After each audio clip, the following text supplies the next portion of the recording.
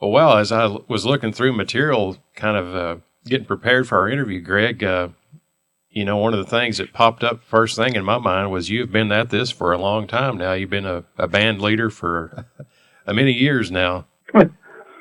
Well, this is actually 46. It was 1975 when we decided to. We've been playing for a couple of years before that with different names for the band, and then probably it was maybe 74, late 73, 74, we came up with the name the Special Consensus Bluegrass Band. But it was 75 when the bass player and I decided, we really wanted to just really maybe start touring, play for a couple of years, get it out of our system, and the other guys were all in graduate school or had jobs or whatever, so they couldn't tour, and so that's when we really started. We quit our day jobs and said, okay, let's give it a try, and that was 1975. Well, and I'm guessing it never got out of your system then. It got worse, Yeah, that tends to happen. That was the problem. My dad had his own CPA firm, and he would do my income tax every year. And we'd get together and he'd be, man, you are not making much money. How are you doing this? How can you do it? I said, well, that's okay. We have that really good gig next year. So maybe just one more year. And I'm sure it'll, really open up.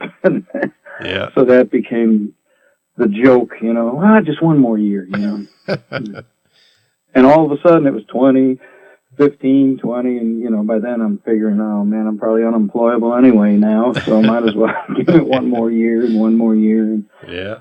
But I don't know, it's just, as playing this music is just, it's such an exhilarating and fun music and a great way to connect with people, and it's truly is addictive, once you really get into it, it's just amazing what you can do with three chords and the truth, Yeah, absolutely. And you mentioned, I think bluegrass and acoustic music is really unique in the fact that, you go to a big country show or people are into rock, go to rock shows, they don't get to engage and meet their heroes ever. Or at bluegrass, you can get to know folks in bluegrass, so that's really cool. It's really cool. It's really true. And plus, all the festivals and even the concerts, it's really interesting that, usually half the audience anyway or more are pickers, Yeah. And that's also a very unique thing, I think, is that everybody, they really understand the music and they love the music and everybody lives the music, and I don't know, it's just a great connect. Yeah, absolutely. Well, I want to go back a little ways here and ask you how you first got interested in the banjo. Who'd you first hear, and how did you get interested in playing, and when did you take up playing the banjo? Well, I had music, my family was quite musical, but not anything close to bluegrass music. My mom grew up playing the piano. Her mother, her father was killed when she was a teenager, working on the railroad. So her mother, who was a great pianist, basically supported them by giving piano lessons. And so she played kind of the honky-tonk kind of stuff, and I loved that. And my dad was, sang in a church choir and what have you. And but they loved Dixieland music, so often times I'd be going to bed and hearing, Eddie Peabody playing the tenor banjo, playing Dixieland stuff. And I guess that's how the banjo got stuck in my ears. Wow, okay. But my granddad was a fabulous harmonica player, and so he showed me how to do that. I used to stay with them a couple of weeks of the summer, and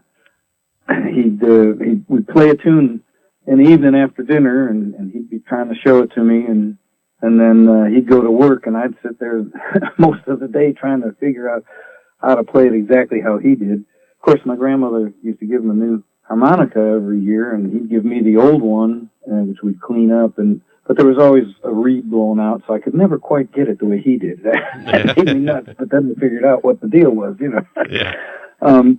But then I played the accordion. I learned how to play the accordion because my mom, being a piano player, and the accordion at that time was pretty popular on the west side of Chicago, and Mm-hmm. so I did that for about 8 years, and I that's how I learned how to read music. But it was when I was graduating from high school, a guy showed up with a 5-string banjo at our big graduation party and played it, and I was like, wow, that's so cool. And I, had, as I said, I had banjo in my ears anyway from the Dixieland stuff. Mm-hmm. And then when I went away to college, I just really got into Pete Seeger, and of course that was the '60s, and so the folk music boom was huge. Especially Chicago was one of the folk meccas. So everybody, Kingston Trio and Peter, Paul, and Mary, and Pete Seeger, I mean, they all came through here. And so I went out and bought myself a long neck Vega banjo like Dave Guard and the Kingston Trio did, and I just loved that music, and then got the Pete Seeger records and ended up buying a 12-string guitar and a 6-string guitar, like he had. Yeah. And but the bluegrass was, Earl Scruggs, I think, really Beverly Hillbillies, and hearing it. You didn't really hear it on the radio around here too much, but real late at night, sometimes I could get the Opry, WSM, here in Chicago, because they didn't have the same restrictions on airwaves back then, and I could hear a little bit of it, but I guess it was Earl Scruggs who was the first one, and it was, Yeah. after hearing all the folk music, I was like, man, how many people are playing that banjo? Yeah. I couldn't believe it, And then it was just all over. I just, night and day, I took a couple lessons from a guy around here, and then there was another guy around here who played with a bluegrass band called the Greater Chicago Bluegrass Band, Richard Hood, and he showed me a lot and started taking me to festivals, which I wasn't aware of. That would be the early 70s, and that was just awesome, I soon became that nerdy guy who would be standing by the stage waiting for J.D. Crowe to come down and say, hey, I think you played that dialect different than you did on the record, And as we were just saying, how you interact, he was so great. He would always, okay, give me the banjo. You mean this? Oh, sort of like that. Oh, I bet it was this, and Yeah. he would always be so gracious. But anyway, so that's how that happened for me. I was in a folk group in college up in Minnesota, and we'd play like Shakey's Pizza Parlors and things like that. But then I was just the classic thumb index middle on the right hand on my knee through all my classes, and even for my jobs after that, it made me crazy. Yeah. Awesome. Yeah, it's interesting hearing how different people come to bluegrass, and your experiences like when you were younger and what drew you to the banjo and stuff. That's cool. From Dixieland to Earl Scruggs. Yeah. I guess it's sort of a connect. It's the banjo, Oh yeah.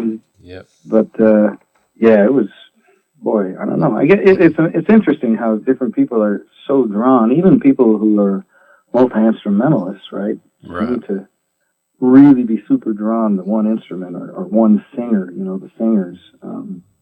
It's really interesting. Yeah. Well, forwarding to Special Consensus, that's kind of a unique name. Can you tell us how that come about? Yeah, we always had two references for that.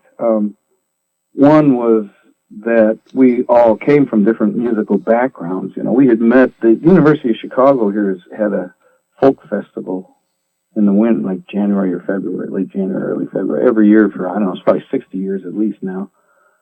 And they would always get the most traditional players and the most hardcore bands, and it was just great. And we would, I met a lot of the guys that I ended up, playing in jam sessions with, just playing in the hallways in between acts at the University of Chicago Folk Festival. They had everybody. From the Stanley Brothers to the Pinnacle Boys to Ola Bell Reed, and it was really great.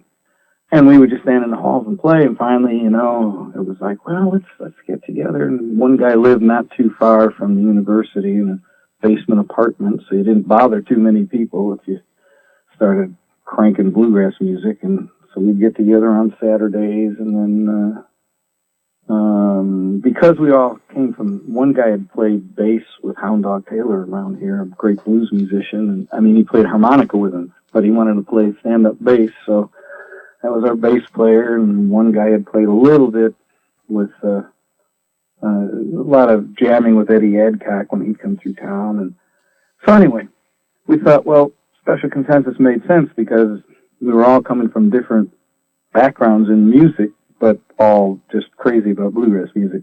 But there was also, at the time, that was when a lot of the end of there was still a hippie era, hippies and what have you, and people like following the path with heart and all that. And I read these books by Carlos Castenada that described exactly that, when you had to, you're following the path with heart, your passion, and he called in his first book, he called the state where kind of the good things in this world connect with the good things in the spiritual world. That's paraphrasing, but and he called that state of special consensus. And we thought, wow, that's perfect for bluegrass music because you get so connected on a gut level with people, and you don't even have to say a word. You just play the music, which often would happen when you'd go to a festival, and there were people that I'd see every year, or go, or even 2 years, whatever, and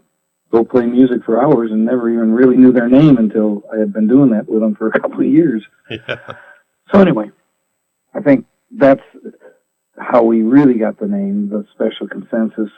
And but sometimes, if people would ask us or do an interview for a radio station, a newspaper, people would think, oh boy, these guys are just these guys from Chicago and sound kind of weird to us. So, so we just said, well, yeah, we came from different musical backgrounds,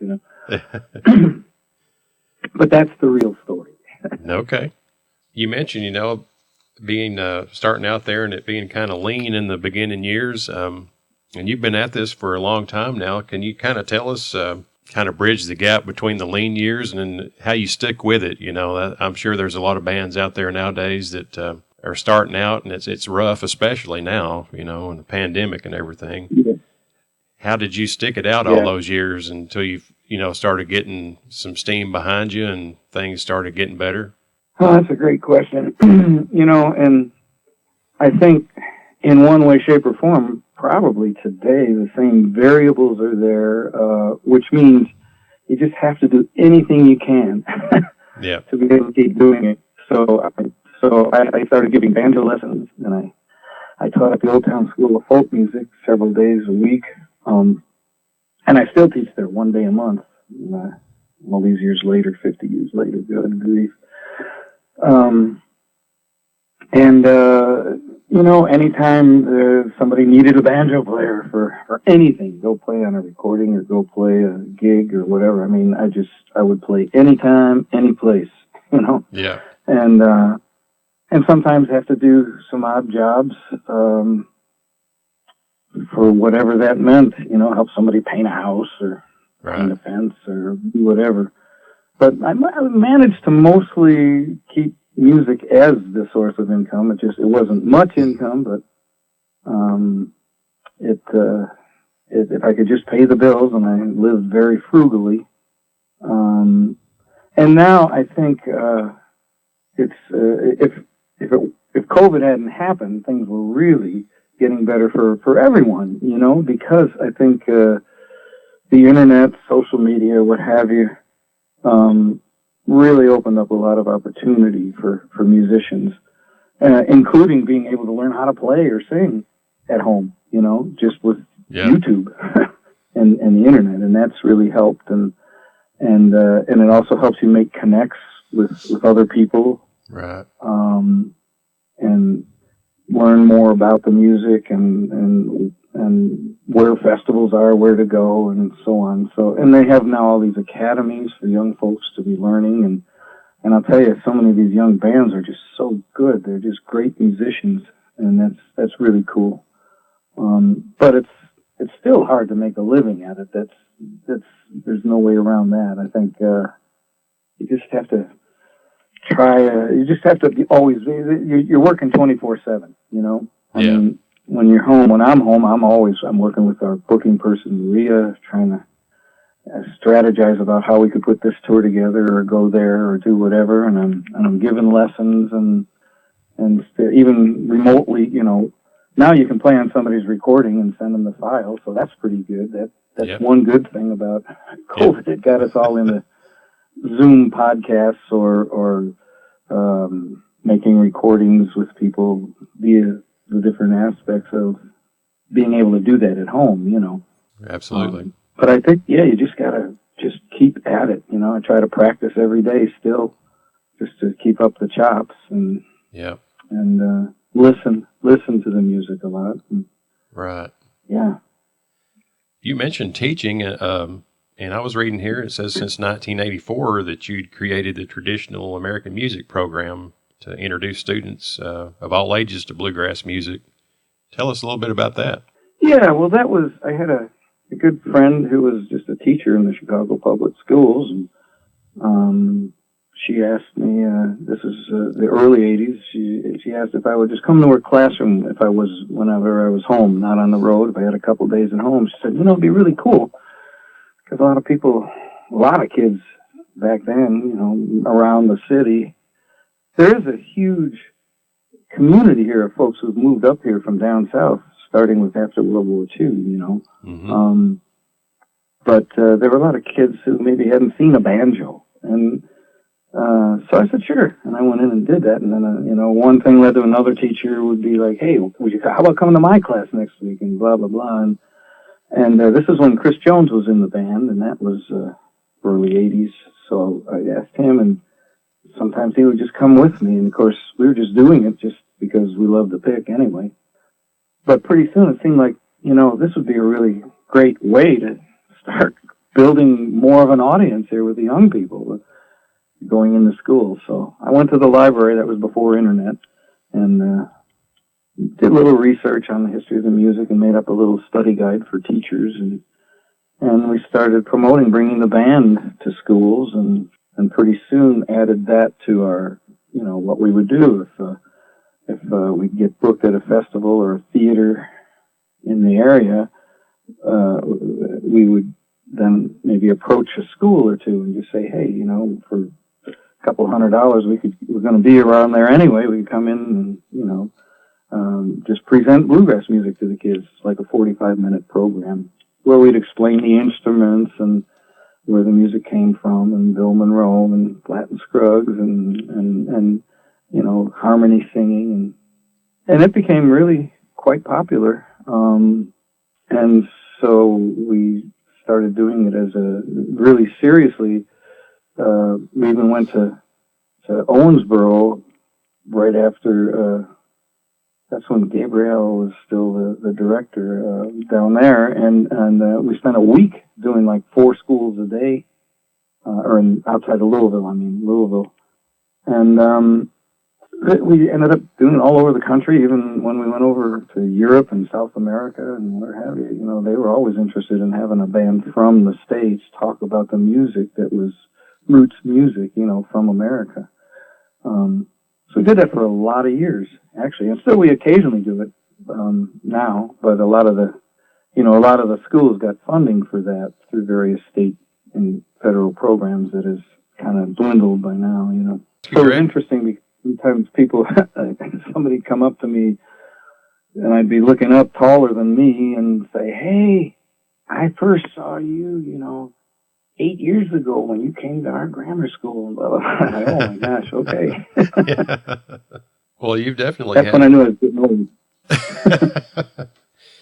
Well, I was looking through some of your past members in Special Consensus, and gosh, it's kind of like a who's who of great musicians that you've had come and go through the band. Of course, any band that's been around as long as Special C has, usually, have members come and go.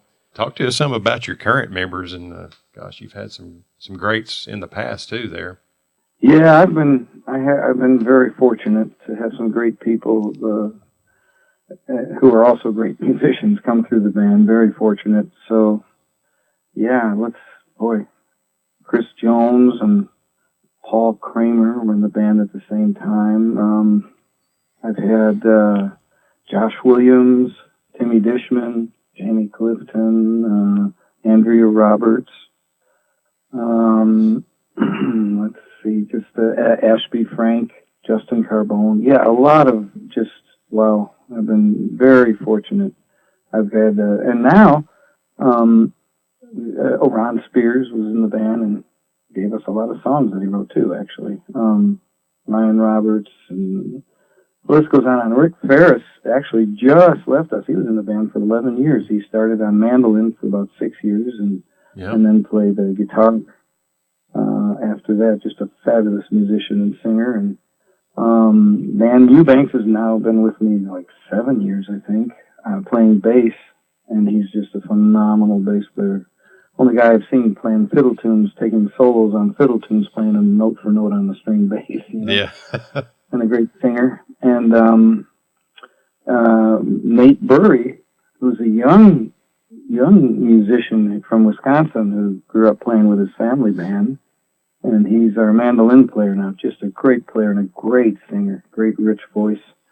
And we just added Greg Blake, who's an old friend and just a wonderful musician. I mean, he's quite well known by everybody, really, at all on the festival scene. He's always the guy that all the musicians, when you're there playing in the band and the show ends, you go looking for Greg because he's always there picking. You know, he's always got a great jam session going.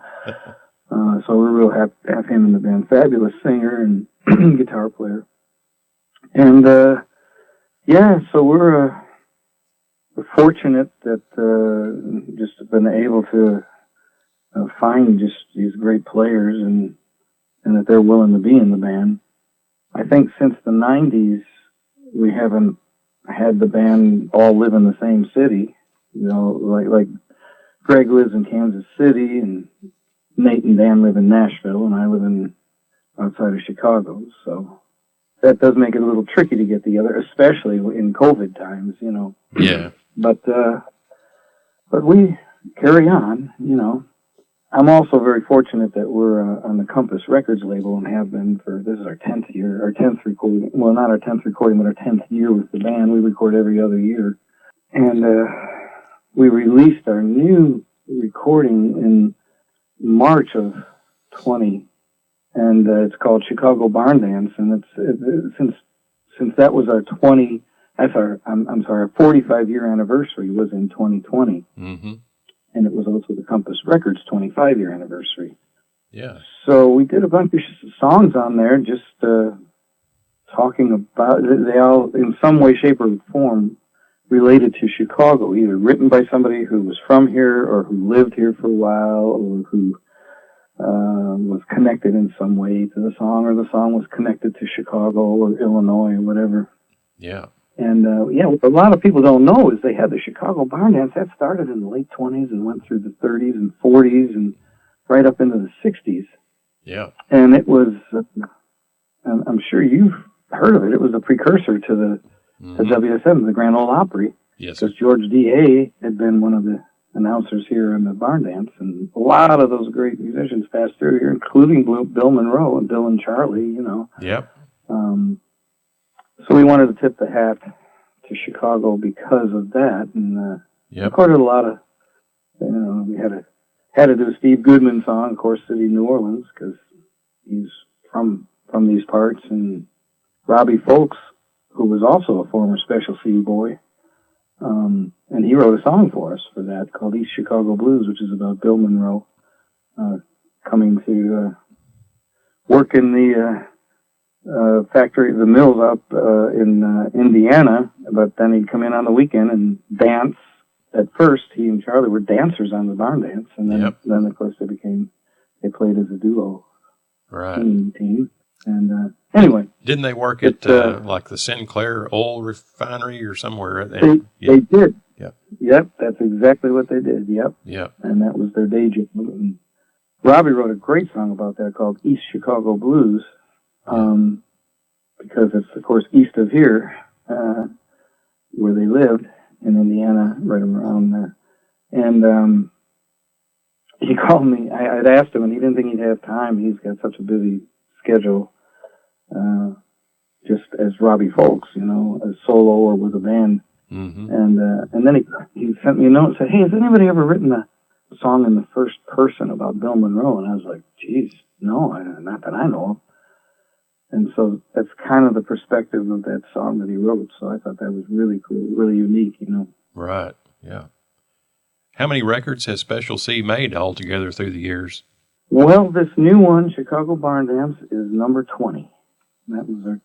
That's why we were so disappointed in 2020, because it was 2020. Yeah. It was our 20th recording and our 45th anniversary, Encompass 25th, and we had a big 45-year anniversary concert. We do one every 5 years at the Old Town School of Folk Music, and bring back as many of the alums as possible to play songs, just a couple, 2 or 3 songs from each recording, with as many of the people who were on the recording as we can get to come back. Yeah. So now, of course, we had the T-shirts made up, and on the back of all our T-shirts every 5 years are the names of everybody who's been in the band, the years they were in the band, and what instrument they played. And we have all these T-shirts from 45 years, and we didn't get to have our anniversary show. So this year we're going to have it in October, and it's going to be our 45+1 anniversary. Okay. So that the T-shirts are still good, Yeah. Well, speaking of the Chicago Barn Dance recording, that received 5 2020 IBMA nominations, and the title song, Chicago Barn Dance, received the 2020 IBMA Song of the Year award, right? That is right, yeah. We were very, very honored. I'll tell you, since we've been working with Compass Records and our phenomenal producer, Allison Brown, who's also co-owner of Compass Records with her husband, Gary West. She just brought out the best in us every time. She's a fabulous arranger of music and helps us find songs, and she's just great. And so we're very fortunate. The first one that we released on the label was already recorded, so she didn't produce that. It was called 35, and that was the 35-year anniversary of the band. And the second one, which was called Scratch Gravel Road, that came out in 2012, was our first Grammy nomination for Best Bluegrass Album. And then every one since then has won IBMA awards. I think the one we released in 2018, which was Rivers and Roads, received not only our second Grammy nomination, but Album of the Year from the IBMA and Instrumental Recorded Event of the Year, and so on. So it's been a joy to work with Allison, and she's helped us grow so much, and she's just a great person, a great friend, and a phenomenal musician. We always get to play. Oh, yeah. And the one in 12, I asked her if I had written a tune. I said, "Hey, what do you think about it?" It took me weeks to get up the nerve to, say, "Hey, would you play a twin banjo with me on this? I think it'd be a really cool twin banjo tune." And held my breath. And she said, "Oh, sure. Yeah, that'd be fun." So pretty much on every one since then, I think we missed one. We've played a twin banjo tune. The one instrumental on each recording has been us playing twin banjos, and that's just so much fun working anything out like that with her. Yeah. So, well, speaking of recording, Greg, do you have a certain way you like to record your banjo? Certain microphones or anything like that? I used to be pretty glued to the 414, that people use in studios a lot. Mm-hmm. And they used to put 2 of them, one like right around where the neck joins the body, and another kind of around the bridge, but of course with distance, but facing the bridge. Mm-hmm. And I don't know, lately, the past couple, probably 3 recordings, we always now record in the Compass Studios, and they always have a phenomenal engineer. The last one was Matt Coles, and he was just great. And he only used one mic, and I know it, but I'm blanking on which one it was. But he chose a great condenser mic, and it wasn't a 414, so I just don't remember, but it worked just fine. Maybe a Neumann or something? Yeah, it was. Yeah. I can't remember I just can't remember. Yeah. Okay. But, most of those, especially Neumann's, really capture the sound well in a good room. Yeah. It's usually a smaller room, and if they're just angled just right, Yep. to pick up all the sounds. It's pretty amazing that you can actually pick up a sound. Sometimes I have a little stick that has a little piece of foam wrapped around it, and if I'm getting overtones, which is real easy to do on a banjo, Mm-hmm. I'll stick that underneath the tailpiece, and just that one little thing just does wonders, because it still has the pop and the ring, but without the overtones. Yeah. Yeah, and you mentioned the room you record in. A lot of people don't realize how important that is, for the room you record something in to be tuned just right, because that's as much of the sound you're getting as anything. If you have a room that's not treated correctly, you're going to hear that in the recording. It's exactly right. Yeah, and it's really amazing, because you can tell. I've recorded in that same room now on every one of these Compass records, and they have it figured out. Mm-hmm. Well, their studio, and they actually bought the building from the Whalen's estate, and it's Hillbilly Central. I don't know if people have seen the big documentary on country music, but they always went back to Hillbilly Central as one of the places where Willie or Waylon did a lot of recording. The Glazier brothers, Tom Paul. Oh, they're the guys who made the studio in that building, and that's where we're recording, upstairs in Hillbilly Central. Yeah, I didn't know that. It's the perfect place, because every room, as you said, there's a great room for the bass and Mm-hmm. a big room for the guitar, and the mandolin is also in a smaller room, like the banjo room, and they're just set up. I mean, you couldn't find a better room for it, really. Right. Now, you've made some solo banjo records before, too, right? I have. I've made 3. Well, the first was really a solo recording, and that was a friend of mine here in Chicago, and that was in 1980. And that was the first time I was in a real recording studio here in Chicago, and I feel like I was in over my head.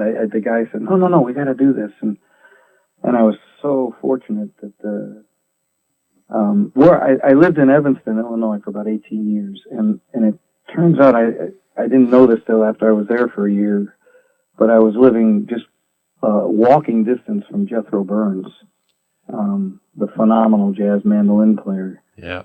From Homer and Jethro, and he and Homer had moved to the Chicago area to play on the barn bands. That's how he ended up here. Okay.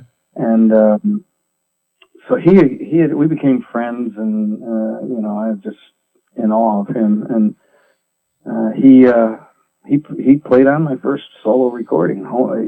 Jethro did, and Byron Berline flew in and played on it. And great guitar player named Mitch Corbin, who's down in Florida now.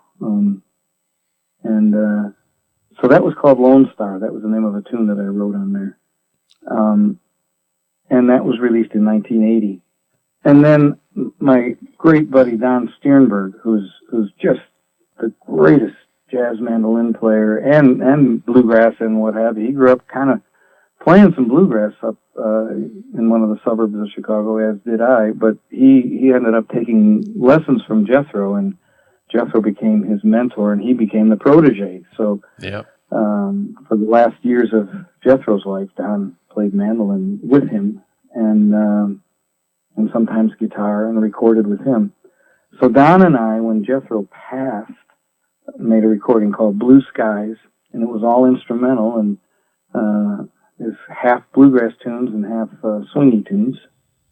And then a few years, that was very successful, and a few years later, we went back in and made a recording called Night Skies, and he sang on some of it, but it was the same format, some swingy tunes and some bluegrass songs. And we had, on both of those recordings, we had different guests. I think on Night Skies we ended up with Sam Bush and Glenn Duncan and Tommy Boyd. And anyway, yeah, and I really enjoyed making those. And Don and I still occasionally get to play a duo show. Yeah. I think Don's filled in with, she'll see, on every instrument but the banjo over the years as well. So. Now, was Don ever a member of Special C? He was, briefly. He was, yes, for about a year. Okay. Probably a little more than that, but he always, had his career going in his jazz trio or quartet or whatever. But he was, an actual in the promo picture guy. And he's been on a couple of our recordings. Okay. Well, what was it like being around Jethro as a person? It was the best. It was just a joy. Jethro, he was sort of like the godfather of all the musicians in Chicago, and it wasn't just bluegrass musicians. Just everybody knew about him. Everybody would come to town. Sam Bush, David Grisman, they'd come to town and all go see Jethro if they were playing in town. And Jethro then would open.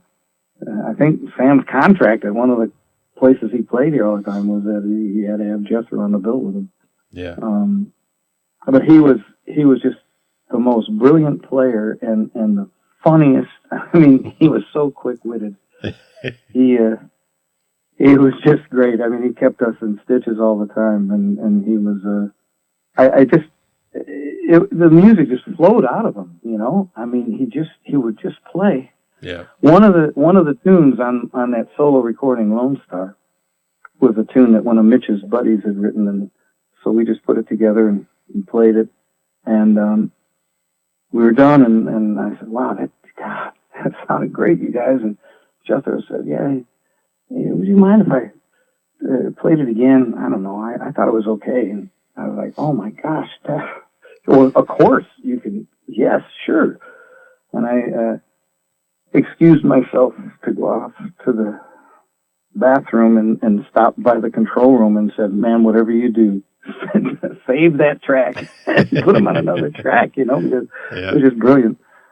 So we played it again, and it was just as brilliant. And then later on, when we were in mixing, I listened to one, I listened to another, and I was like, wait a second. Let's just for grins, let's play both of those tracks at the same time. And he had played almost the perfect counterpoint harmony to the first track that he played, Wow. It was just so unbelievable. Yeah. So I put both tracks on. Yeah. Put it on that thing. But that's the kind of player, I mean, he just oozed music, brilliance. I mean, yeah, it was great. And then, of course, you could get a million one-liners from him. We did shows with him, too. We did a show every year with him in a theater outside of Chicago. And we played some festivals together and actually had the privilege of having him ride with us a few times, And yeah. I mean, just a quick example would be if he started a show and some people might have been late, and they'd come, you'd see the door open, to the theater or whatever, and they come scurrying in, and he would just stop for a second and grin and look out, and he'd say, "Well, that's a switch. They're walking in on us." And so he always had a great one line, Oh, yeah. Well, I was going to ask you, this is kind of a thought question here. Is there anything that you miss about the older days of performing, like, how the industry was years ago as opposed to the way it is now? Well, it's hard to describe. I mean, like now, the music has grown so much. And with all the recording technology, we make the music in the studios come out perfectly, right? Mm-hmm. And so you really work hard at that, making it as perfectly sound as perfect as possible. And I guess if I miss something about the music from the old days, it's that it wasn't necessarily so perfect, and it was just raw and right there. This is it, you know? Right. And there were a lot of live recordings from back then that it's the energy and not that it's not there now. It is. But I don't know how to describe it. It was just a different mindset. It was just, let's make some music, and it was the feeling and the thought about it was as powerful as any notes you were playing, Right. and now we try to. It's made us all be better musicians, I think, because you want to not make a mistake that's real obvious, because it is. Yep. It's so perfect when you hear it on the recording and on the radio or on the CD or whatever. But in a way, there's a little bit of that I always thought was just great. It was just pure energy. Yeah. But I think, I don't know. Bluegrass has always had exactly what you were talking about. It's always had that fan base and musicians who are eaten up with it. I mean, I guess the pure dedication of all the musicians maybe 30 or 40 years ago is another thing. Not that they're not now, but I think it's a little more common. A lot of folks have a day job or a part-time job or something, and that's good because they're surviving well. But when I think of what some of those, you hear these stories about the Stanley brothers and bringing the hot plates into the motel room, which you weren't supposed to do, and your dinner was the can of beans you bought at the supermarket that day, and you put it on the hot plate and heat it up, and riding around in these big old cars and wearing your stage clothes for days, and I mean, those people, they wanted to play so badly. They would just do anything to be able to play, and I admire that. I'm glad we're past those days. Yeah. But I can't tip the hat to the dedication to that music that they had, before all the buses and all that other, the comfortable vans and what have you, Yeah, for sure. Do you guys travel in a bus, or how do y'all travel when you're touring? Well, we used to have a little. They called it a minibus. It was like a turtle top vehicle, which had the bunks.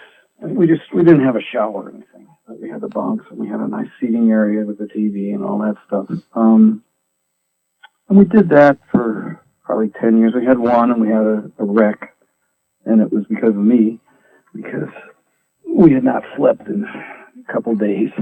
I fell asleep at the wheel for 2 seconds, and that's all it took.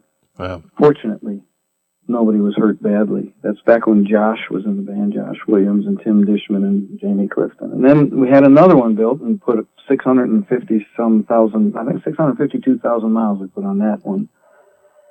And it was just worn out, and so were we. So we started flying more.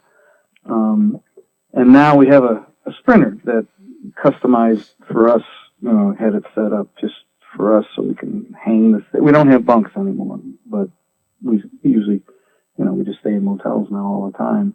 Yeah. And we fly a lot. So we keep the Sprinter at my house, and if we're headed north or west, northwest or northeast, whatever, the guys will come to Chicago, mostly fly here, and then we leave from here. Or if we are going southeast, southwest, I'll drive down to Nashville and everybody meets there. But we fly quite a bit now to most of the festivals and things that are far away, Right. So we don't spend 3 days driving to California anymore, and that saves us a lot of time and actually saves money, Yeah. And those buses, boy, they are beautiful and they are comfortable and they are expensive to run. So Yeah. even with our little one, it was, I was glad to just be done with it. Yeah. What kind of banjo do you play, Greg? I was going to ask that and skipped over it accidentally. Oh, yeah, I have an old Kel Croydon banjo, which was it was made I actually have two of those now, and both made in the 30s. And that's when Gibson was making banjos, and then to make them more affordable, they would use the same parts, but they painted a design on the back of the resonator that was very distinctive, and they called it a Kel Croydon, but it's the same wood and the same everything they were using for the master tones back then. And it didn't have a tone ring. So I agonized about whether or not I was going to put a tone ring in there, but eventually I did. So I had a 5-string neck made for the first one I had that I use most of the time, and that is a 1934. And Frank Neat made the neck for me, and it's, what is it? I've had 3 different tone rings in it. I'll think of that. I should know that. And then I have another Cal Croydon that I bought in the last couple of years, that had a guy named Krishak over in the Czech Republic made the neck and the tone ring for that one. Okay. So, but I've also got a Huber that I love very much, and I also have a Pruka. And that's it, really. I don't really have that many. I mean, yeah, well, for somebody playing full time, I mean, most of the people I know have, 10 banjos, but that's pretty much what I have. And I have an old White Lady open back from the early 1900s. Yeah, but the main thing I play on stage is my old Kilcoyne. Yeah. Well, it sounds good. It's just like that old Gibson sound, I mean, there's so many great banjos around now. So many good luthiers on all the instruments, really. Yeah.